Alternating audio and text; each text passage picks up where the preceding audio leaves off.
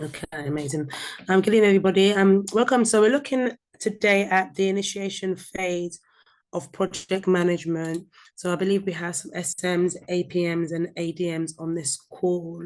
So just to give you an overview of, we're going to look at all the stages, just very briefly to touch upon them.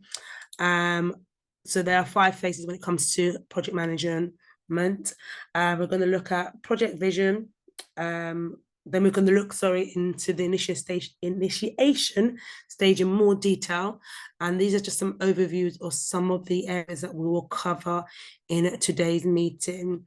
I am happy for people to stop me as I go if you want to, but only thing is obviously I cannot see if you've got your hand up, or we can leave questions to the end. I'm very flexible in terms of what we can do for that. Okay, so those are the few things that we're going to look at. So let's start off just kind of a quick brief of what the 5 phases of project management is. And like I said, today's session, we're just going to be looking at project initiation. So our 5 stages in a nutshell are project initiation, which is basically where the project is defined at a high level. And you kind of having a conversation to see whether it's feasible. Visibility is determined. You will look at things like key deliverables, the project charter, looking at stakeholders, maybe looking at risks as well. You might identify possibly what agile framework you're going to work to as well. And yeah, just to really kind of get the kickstart of that meeting, of that project, should I say. The second phase in our project management cycle stages or phases is your project planning. So this is where detailed planning happens now. So there will be some more documentation put into place. You will maybe look into more detail in terms of the budgets, risk assessments, and then you'll start kind of reallocating your resources as well. Then we've got our third phase, which is our project execution. So the project plan is then put into action. So all the planning and the and looking in the initiation stage is put into action. You start to assign the tasks in order to develop the product or project or whatever it is that you're working on. You have your project deliverables are actually developed and put into place. And hopefully things will go according to plan. And then throughout the execution, we also have project monitoring and controlling. So here the project is the progress of the project is tracked. You compare it against the plan. So the plan that you put into place in the project initiation stage, the plan that you put into place in the project planning, you will then kind of make sure as a project manager that things are staying aligned or on course. And of course, sometimes in the ideal world, we would love everything to go exactly to plan. But in this monitoring and controlling stage, you need to make adjustments. There might be adjustments that need to be made. And that could be due to risks that have come into place. It could be changes that have been put on the project. It could even be budget changes as well. So again, we have to kind of be flexible in that kind of a way. And our final phase is the project closing. So this is when hopefully all the deliverables have been met. It could be the product release, project release. You have like completion of the deliverables. You have your final reporting, documentations, everything related to the project in terms of that 5th and final stage. So like I mentioned, today we're just going to be looking at project initiation, and we're going to look at that in a little bit more detail and some of the things that might happen in this stage. And just to give you an understanding of that in more detail. So in this stage, basically, you are kind of putting the groundwork to the entire project. I would say you're like literally putting the foundation for a successful project. And this could be a point where the business case has come to you, or the business case, you might even be in this stage, you're creating this business case and you're kind of defining the purpose of the project. You're looking at maybe the objective, the scope, and whether it's worth pursuing. So we will look in more detail in this project initiation stage, where you might define the project. You look at maybe identifying the key stakeholders and how they'll have an influence in the decisions that are being made. I mentioned at the beginning, talking about the framework. So in terms of what type of project that we're doing, what framework will suit this project. So you're kind of really kind of ask yourself the question, is this project viable? Does it align with the goals of the company, of the business? And kind of what do we need to do as a team to get this product moving, or to get this project moving? And then, yeah, so those are the kind of it in a nutshell, what the project initiation stage is. And we're going to look at some of the areas in a little bit more detail. So our first part in our project initiation is defining the project vision. So we want to know what is the project all about? What does it involve? So this can be done by clearly articulating the mission. And a lot of this time, I think sometimes we know this stage a little bit about discovery as well. So in my workplace, we call this stage the discovery part. So where we're talking about what our desired outcome is. What is it that sometimes people put in a way that, okay, if there was no time constraints, if there was no budget constraints, okay, what would we like the outcome to be? But then again, as we move on within that, we can then look a little bit more in detail about the scope in terms of, okay, what are our limitations that we have in terms of the project that we're trying to get at the end. One other key thing is that you want to have a goal, and I really love SMART goals, and I've outlined here that SMART goals are specific, they're measurable, they are achievable. So you can look at it achievable in terms of do we have enough resources? Achievable in terms of do we have enough money? Is it relevant to the business as a whole? Because if you look back at the mission, the business has a mission in terms of the kind of projects and products they're delivering, or the services. So is it relevant to what they do? And of course, time bound. In all projects, there has to be a start and an end. And linking this to agile frameworks as well, we want to do things in iteration. So we will set out, okay, within this time set, whether it's 3 months, 6 months, 9 months, 12 months, what it is that we want to have achieved. And then again, we're talking about determining our scope, what our boundaries are, and making sure that everything aligns. So from this kind of defining your project vision, a lot of brainstorming might happen at this time. So this could be with vision boards, this could be having conversations, it could be post-it notes. And hopefully at the end of this, we'll have that project vision statement, which says exactly what it is that this project is all about, exactly what it is that we want to achieve at the end of this project. So we now have our vision. So we know what it is that the company wants us to develop, or what is going to be made. And the key driver of any project is our stakeholders. And it's really, really important right at the initiation stage that you are identifying who your key stakeholders are. And we're going to look at 2 ways in which we can do that. And within Agile framework, it's all about continuous involvement of our stakeholders. We want them to be involved right from the beginning throughout the development of the project. And stakeholders can be the top guys. So these could be the people that are paying for this project, but stakeholders are also the end users, their management, their customers. And then I think it's important as a project manager to make sure that there are clear communication lines between the stakeholders, that you're getting feedbacks on a regular basis from your stakeholders, and be able to collaborate with the team that are going to be developing the product. So I want to look at the RACI matrix and the stakeholder map. So within the RACI matrix, you will define the roles and responsibilities of your stakeholders. Obviously, they will be identified, so you can set out however you want, but you want to think about specifically when we look at who is responsible, who is accountable, who should be consulted, and who needs to be informed. And this kind of really helps everybody know their role for each task, and also helps with decisions throughout the implementation of the project. So in terms of responsible, we want to know this is the person who will do who would do the work, who would complete the task. It could be people that are responsible to carry out the task. And it doesn't mean there's going to be necessarily one stakeholder. It could be several stakeholders who are responsible for certain things within the project.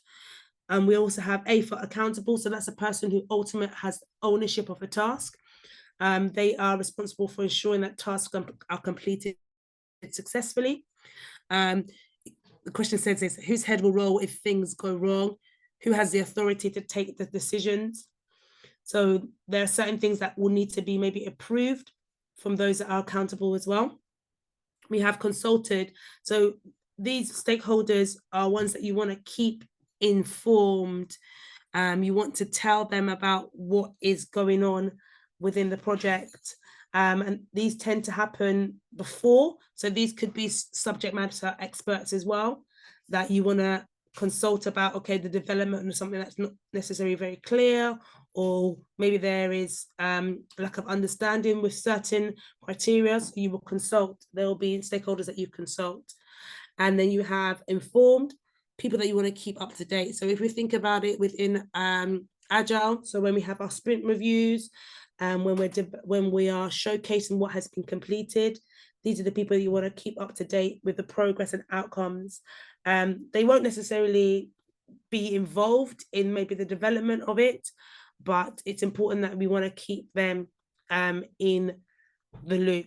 So if I want to break that down into, like, for example, specific tasks, so it could be, okay, if someone was going to create the develop the project, so it could be things like your sponsors that are accountable, team lead will be consulted, and you want to keep everybody involved.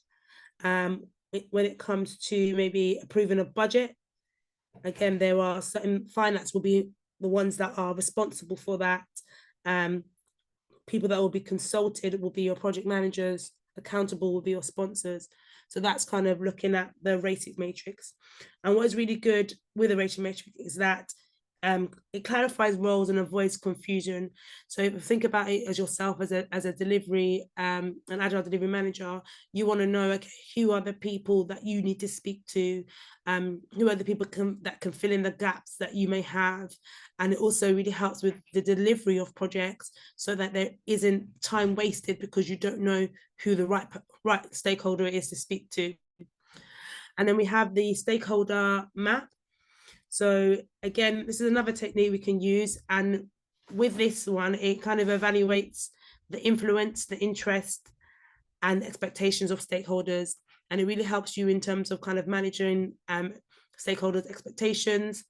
It helps you to understand the people and groups that can be impacted. As you can see, obviously, you've got interest of stakeholder and the influence of stakeholder. So you can see that if they have high influence and low interest, you want to anticipate and meet their needs. Whereas if someone has high interest and high influence, they manage the project. They are the ones that you want to really keep involved in that. So again, it says identifies the stakeholders. You're able to assess the stakeholders. So those that have the power, those that have the impact. So if they have more influence, they have more power. If they are more interested in terms of, okay, how this project will affect them, then they will have like a greater impact and more interest in the project. So one way you can do it is literally just by having the names of the stakeholders that you know and placing them amongst the stakeholder map. So you're able to kind of see, okay, this person within the management has high interest and high influence. Where would you put them along there? Okay, so that's one thing. So for example, for your CEO, they will have high influence. So you want to make sure that you're keeping them satisfied by giving them regular updates.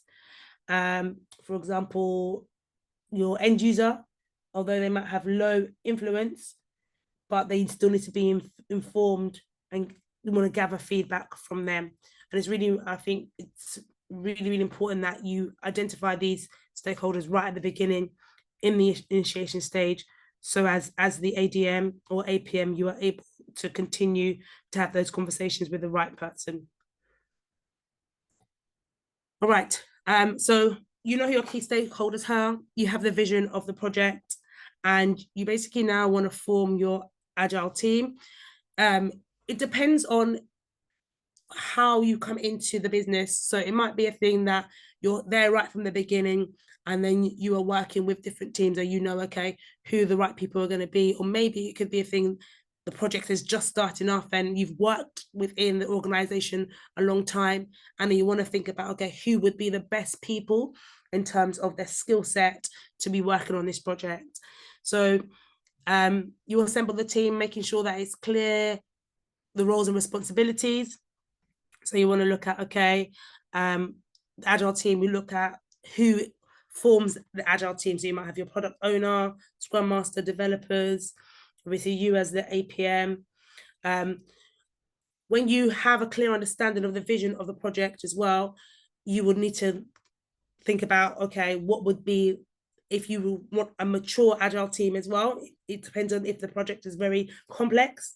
So again, if you most likely would want a mature agile team, or if you are coming to an organization where you are the expert on all things agile in terms of the methodologies such as Scrum or Kanban, okay, what could you do to kind of support those teams?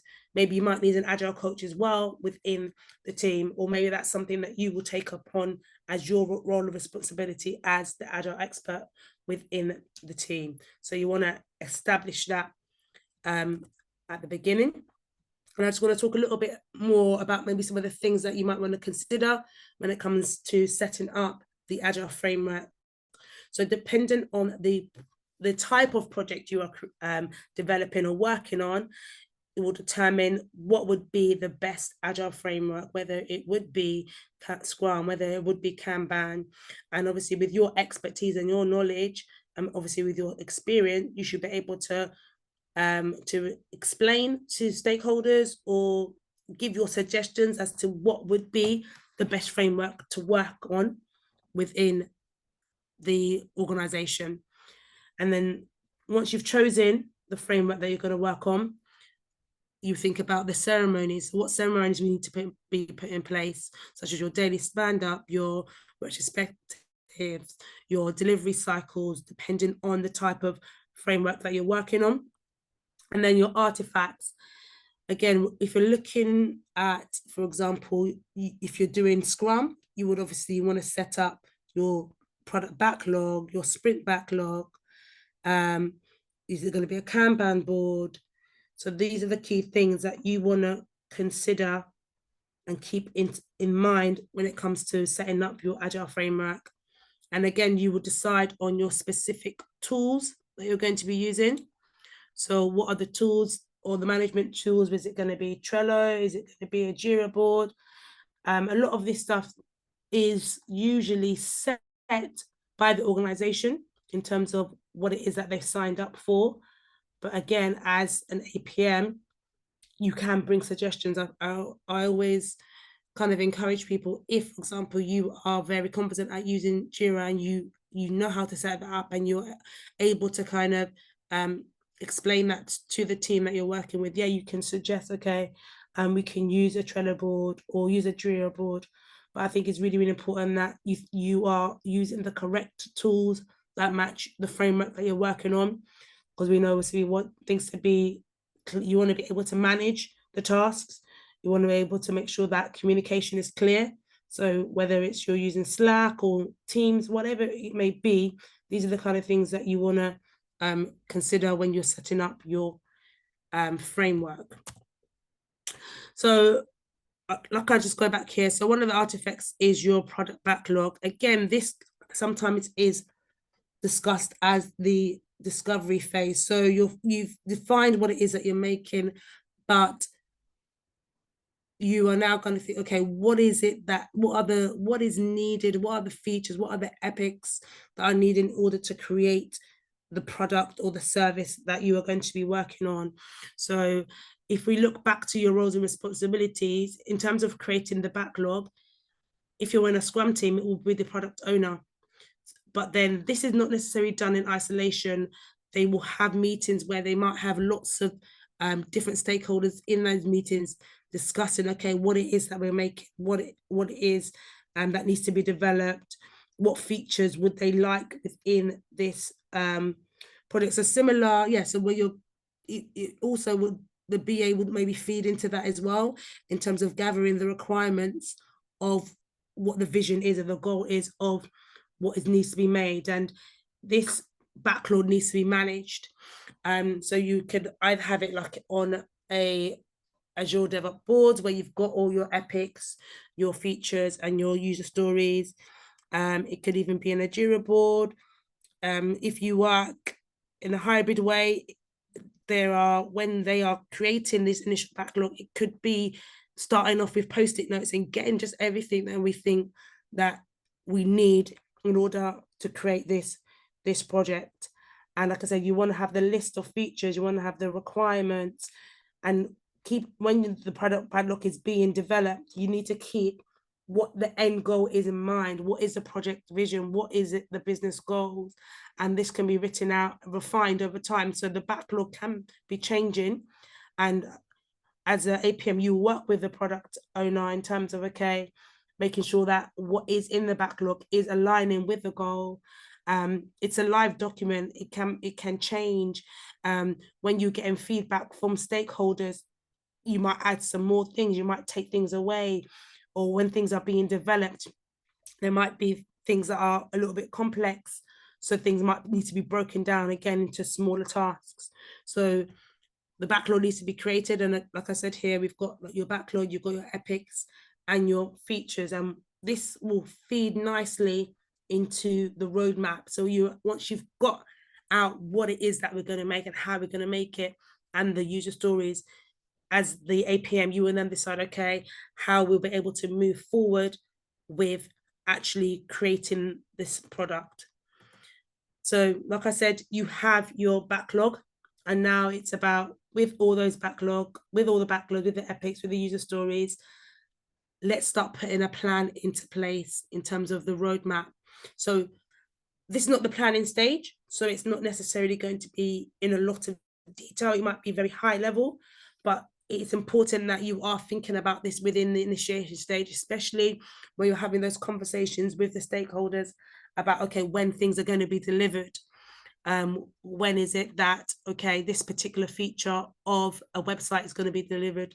You will know that through your high level roadmap, and then within the planning stages, you will look at it in more detail.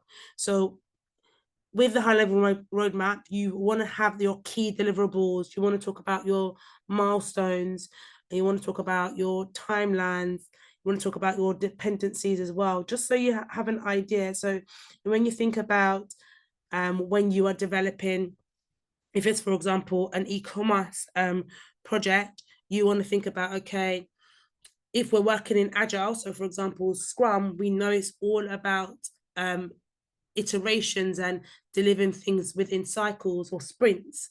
So we not necessarily want this whole website to be finished before things are released. That's waterfall, but we want there to be incremental value, whether it's every 3 or 4 sprints, depending on what the release plan is of the company.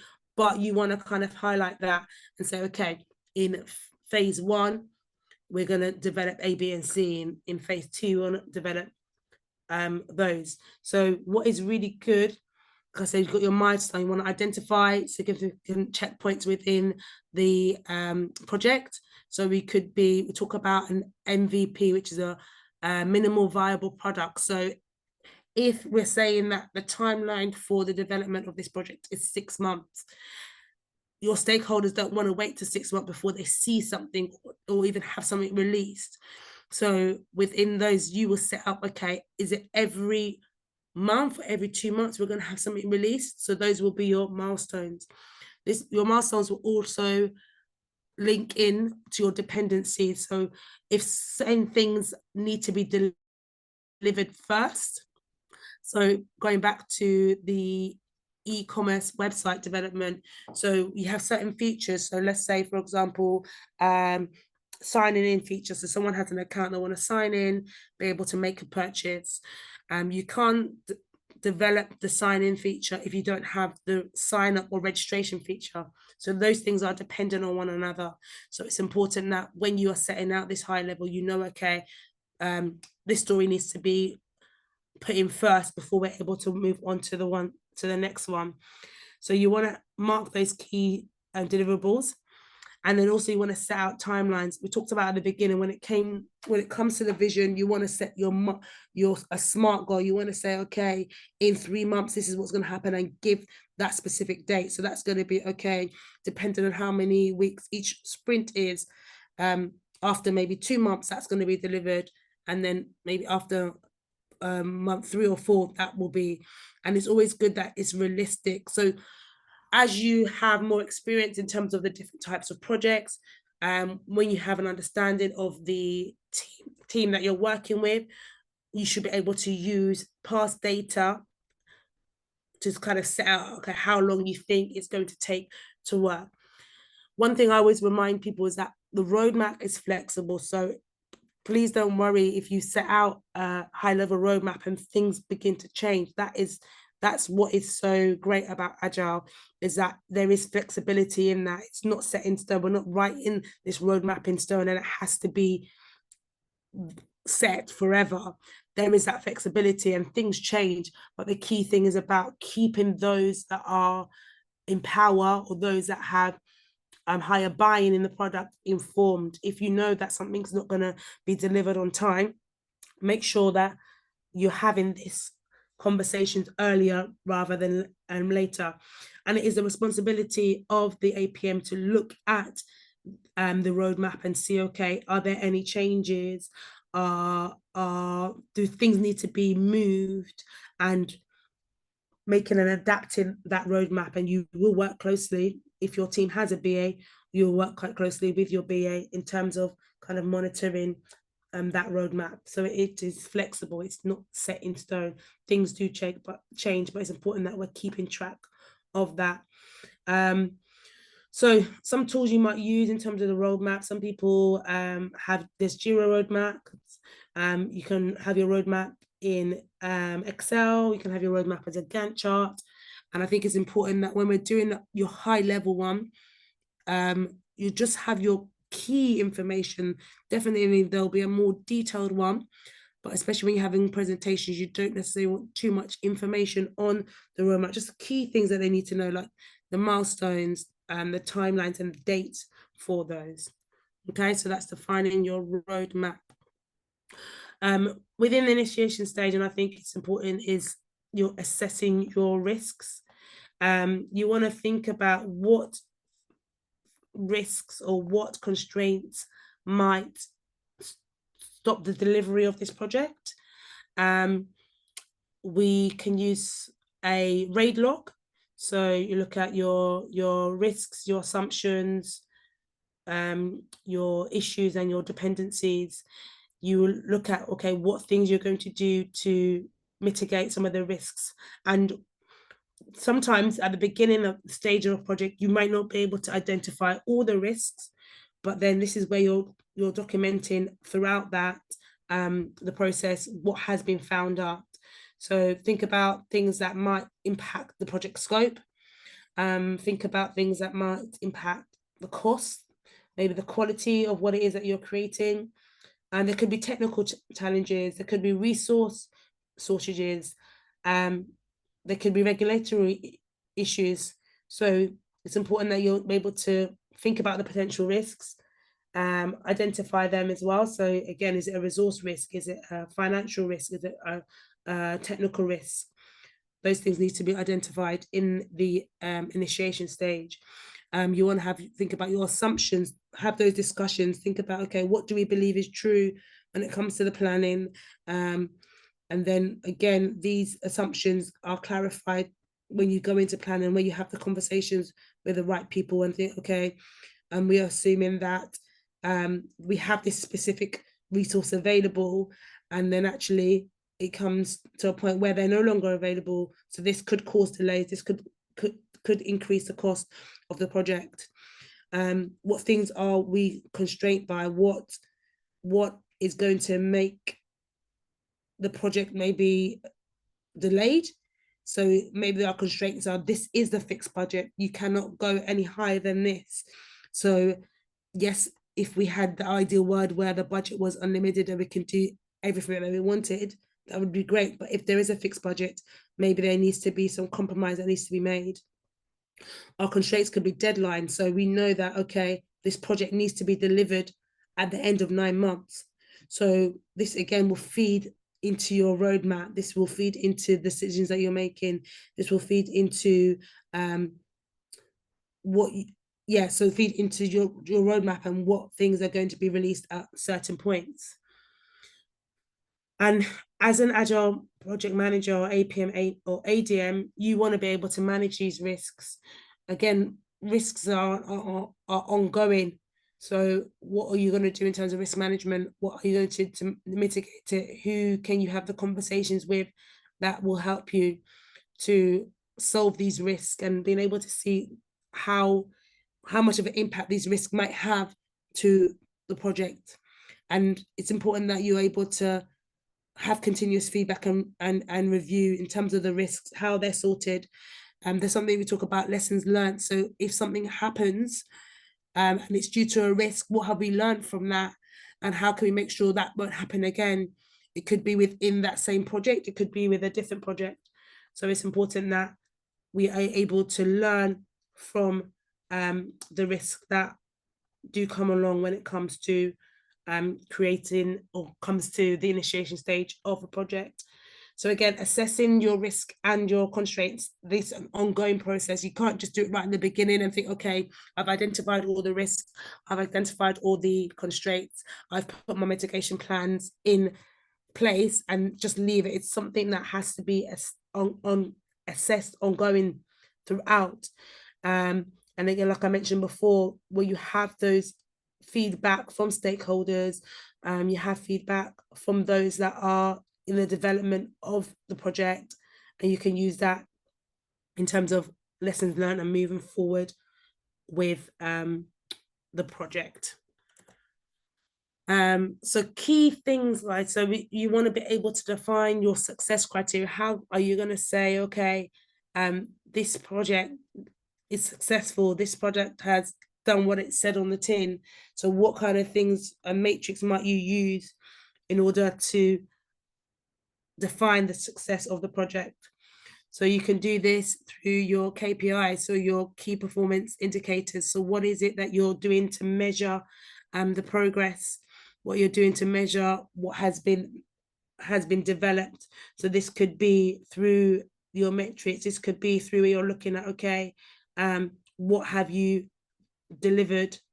It could be time. So were you able to deliver something earlier than planned? Have you got really good high customer satisfaction from what has been completed? So that's what you might use in terms of your success. You've got your OKIs, your objectives and your key results. What are the key things that you want at the end of the project in terms of that align with the project goals that you have set out? So you might, for example, have reduced defects by a certain amount of percentage. It might be, okay, test coverage. It could be those results that you're getting from feedback from your customers. You can, another kind of way we can do that is through the team performances. You might look at your burn down or your burn up chart as an APM in terms of the metrics that you'll be using to see, okay, is the team working well? Are we getting enough work completed in sprints? You might look at your velocity and see, okay, if this is a high performing team, we're able to get, for example, 100 tasks completed within a sprint. And what is really good, and I think is important, within your teams to have that visibility of that. So that could be having your metrics in a dashboard, so your team can see, and also stakeholders, because they are going to want to know how successful the team has been, or the team is, through having this information on your dashboard, so you can present it in presentations. You're constantly kind of monitoring, okay, these are the things that's saying that yes, the team is working well, and also be able to identify when there are times when when they're not being successful. So ideally, yes, we want everything to be successful, but there are times when it could be, for example, and recently in work, when we're looking at, okay, how many incidents we're dealing with, there are times when our incidents have increased, but then we look back at it and say, okay, this was during when summer holidays, where there is a lot of leave, or there's been a training need for the team, so therefore less people have been able to actually do the work. So these kind of things will help you to have kind of your success criteria and be able to say, okay, whether or not this project has been successful.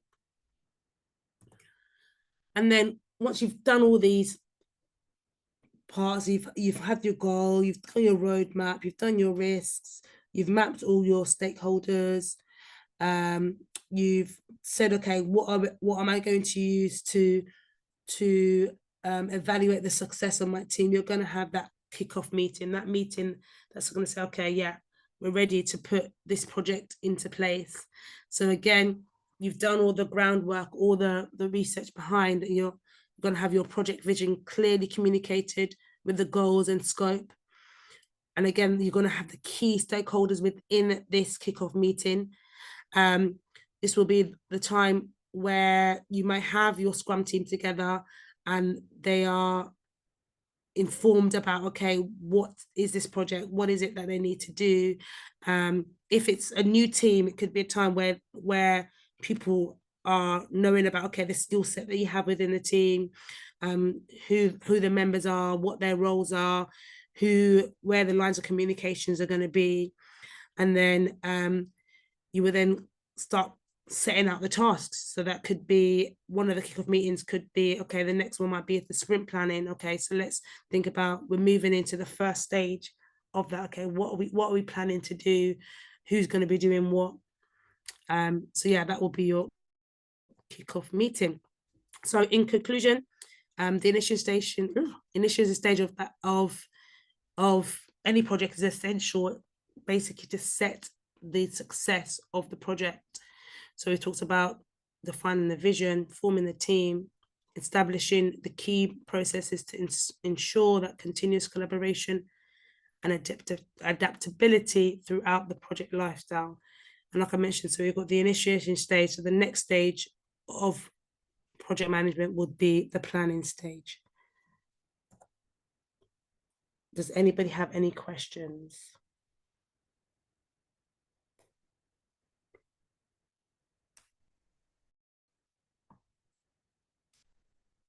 I have a question. Sorry if anyone else. Yes, please. Yeah, thank you.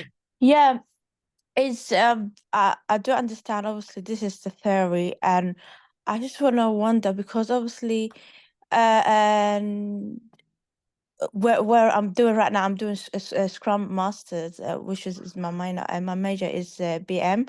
Yeah. We want like some sort of like workshop or training, so whatever we now we studying, we could practice it as well. Is Yes. this any something like that in the course, or? Yes, there is. So definitely. So let me have a quick look. We're just setting some of the theory now, just kind of your foundation. You will have workshops. So within, for example, the initiation stage of a project, you might create something called your project charter or your team charter. I believe you have a workshop of, okay, how are you going to create this team charter? So within your team, you will have that conversation. You will be given the quote unquote theory as to what the team charter is, and then you will do that practically, actually come up with the team charter within your team. Is that it's gonna be later of the course or? I believe, let me have a look. I feel like you've got Yeah. something about that either coming up this week or next week, because there is a timetable in place for what you will be doing. Yeah. Okay. Thank you. No problem. Any other questions? Yeah, hi, Biodun. I said Biodun. Hi, Bola. Hi, Miracle. Pertaining the roadmap, I have some questions. Yeah, sure. For the roadmap, who do we seek to create the roadmap as per informations on the roadmap? As in the who do you say who do you speak to? Yeah, who do we collaborate with? So within, depending on the team that you have, so if we're looking at a Scrum team, you will work closely with your BA and your product owner.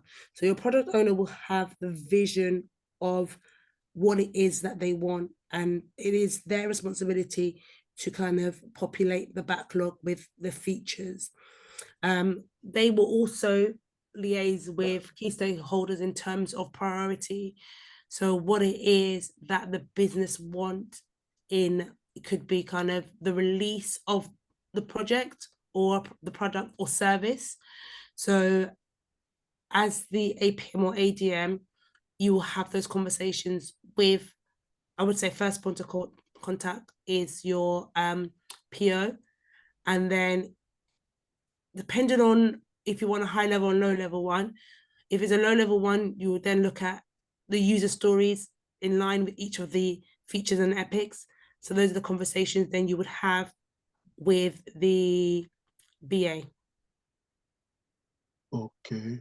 Well, in a situation whereby, because I worked the last intern we did, the BA was ones that the BA provided their roadmap. So in that situation, are we to provide a different roadmap or? To be honest, it's a combination. So as an ADM, I think it's important that you know how to create a roadmap and what needs to be in that roadmap. The BAs will have one as well. So you can work hand in hand with that.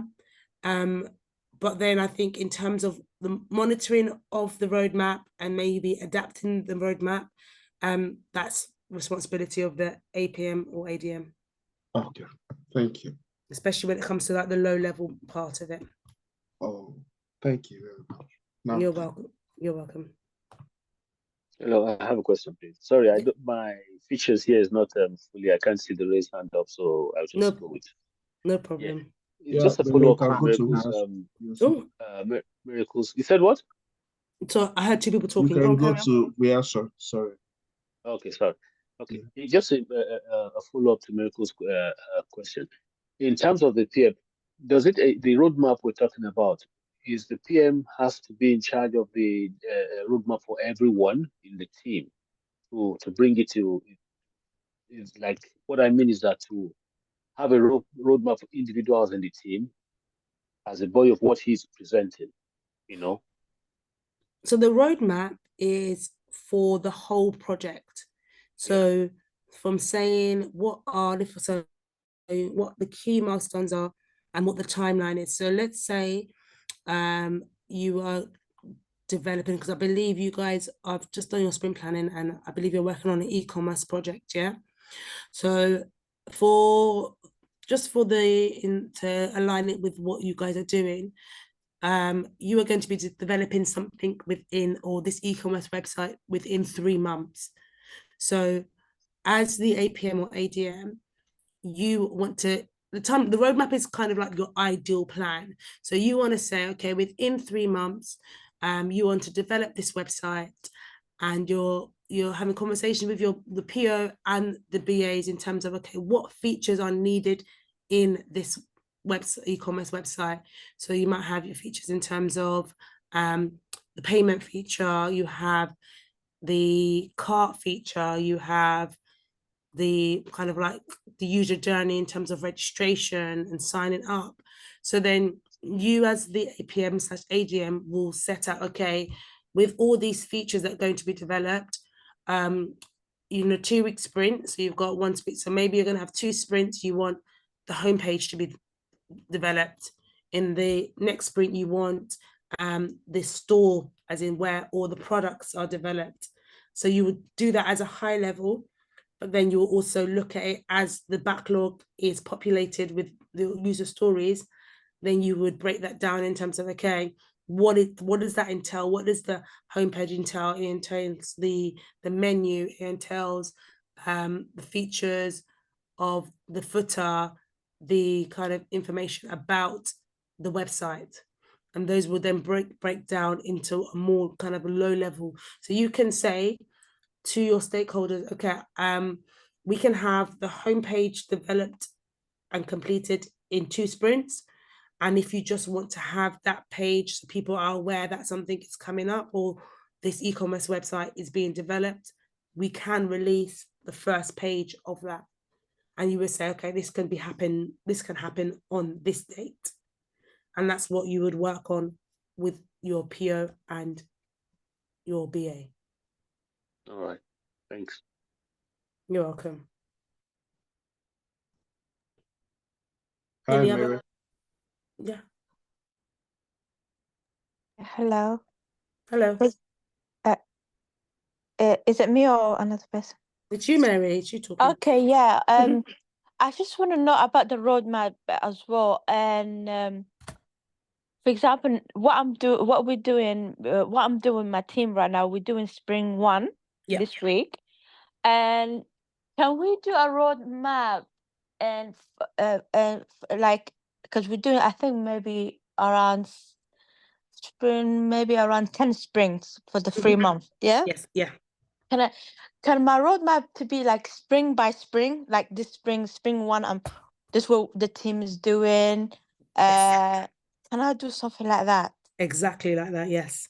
So you would break it up in. Break it down. Yeah. Exactly. And Okay. remember, with this roadmap, it's not set in stone. We know that certain things happen. So Yeah. it could be resource issues. Yes, ideally, you only wanted to spend 1 or 2 sprints on the homepage, but things have changed. That's why it is a change in a flexible document. You will want to set out what it's going to be over these 10 sprints. Okay. But then it would be adapted in terms of what actually happens. Hence that's why we will need to work with the BO, because they have the information from the stockholders. Exactly. Right. Exactly. And also, do you have any template? Yes, so I believe like I was just giving you the theory, but I believe you will have a session where we will look at of the roadmap. Yes. Okay. And All then right, we will be able to share kind of some templates and how you can do that. Thank you. Thank you very much. You're welcome. Also, if it's other and wants BM to connect with me as well, we can work as a team. It's good to work because I'm the only one on my team.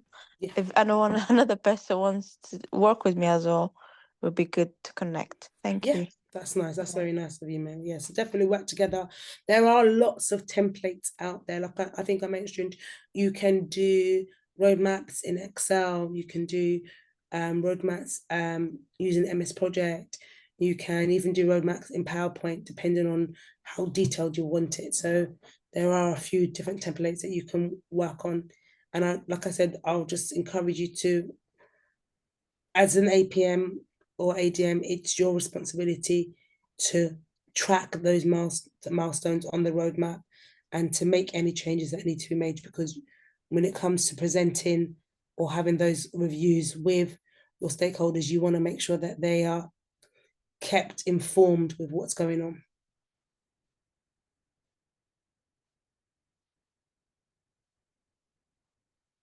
Any more questions? I'm trying to see if there's any talk. Any other questions, guys? Well, let me stop sharing. So like I said, this is just the first stage, your initiation stage.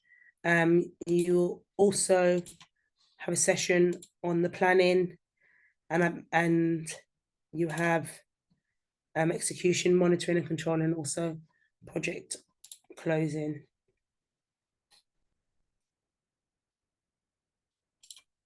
I have my last question before I leave. Don't worry, don't worry.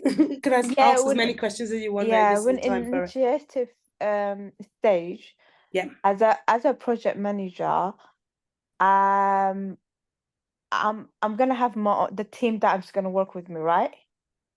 Yes, your team will work with you in the So we will have a meeting maybe for 1 week to kind of sort out what we like for initiative team, like the goals and missions and all that.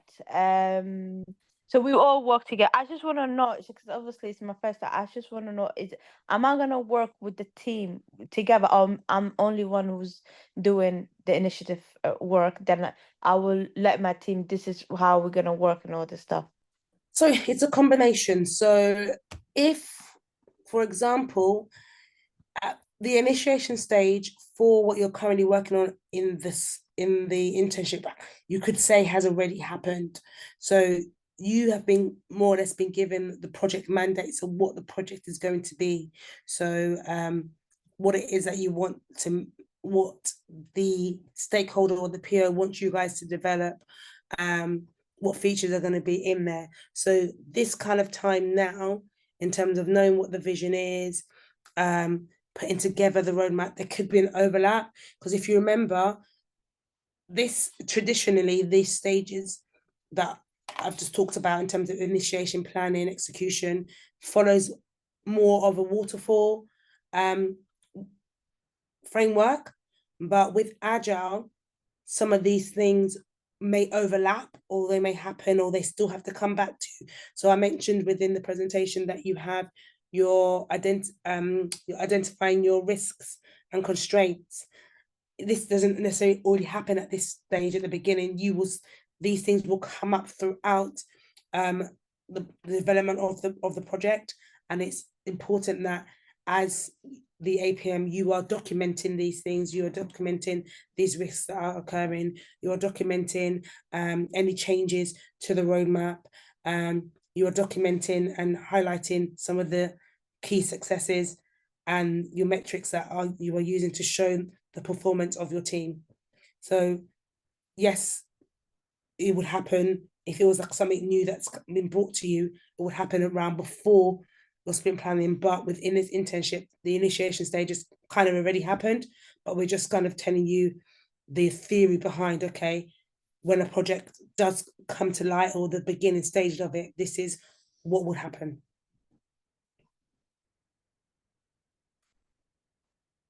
I hope that's clear, Mary.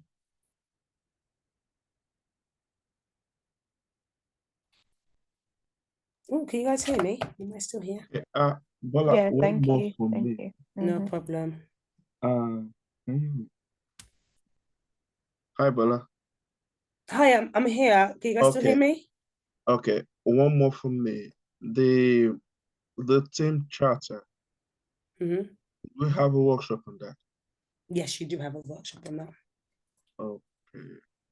So you will have a workshop on what the team charter is.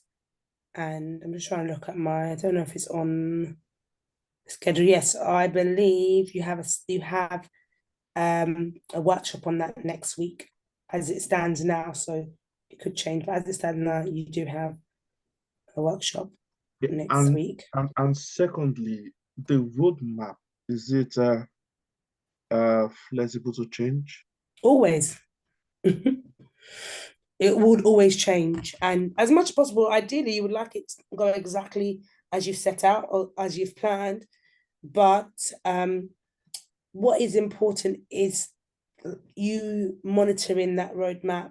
So if you know that a deliverable is not going to happen by a certain time, as an SM or as an APM or AGM, you do not want to wait till a couple of days before the sprint ends and then you're telling your stakeholder, okay, we're not able to deliver on this.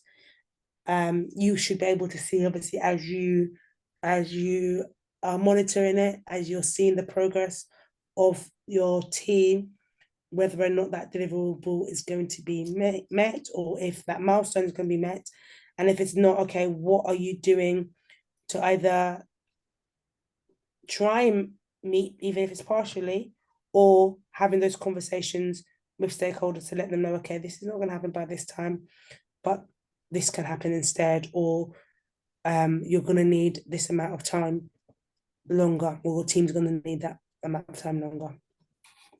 Okay, thank you. No problem.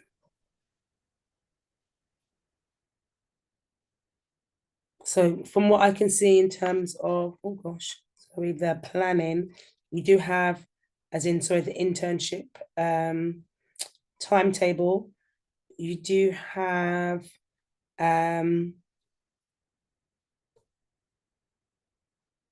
workshops next week in relation to team charter. You have workshops for setting up your board. So you've got a few things, I think that's happening at the end of this week, that will kind of get you this in a more kind of practical aspect as well. But like I said, this is technically the initiation stage is more waterfall. But I think it's important that you understand, okay, these 5 phases in project management, and also how it's used in an agile framework, and what is your responsibility as the APM or ADM in relation to that.